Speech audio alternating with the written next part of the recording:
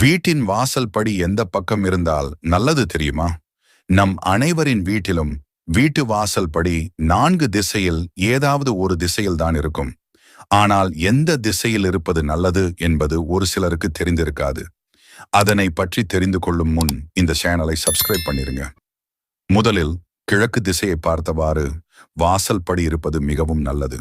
இது சூரியன் உதயமாகும் பக்கம். இதனால் குடும்பத்தில் நல்ல ஆரோக்கியம், நீண்ட ஆயுள் கிடைக்கும்.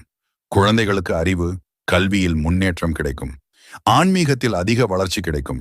வடக்கு திசை என்பது குபேரனின் திசையாகும். வடக்கு திசையை பார்த்தவாறு வாசல் படி இருந்தால் பண வரவு ஏற்படும். தொழில் வியாபாரத்தில் முன்னேற்றம் உண்டாகும். குடும்பத்தில் சந்தோஷம் நிலைத்து நிற்கும். இதுவும் மிகச் சிறந்த திசையாகும்.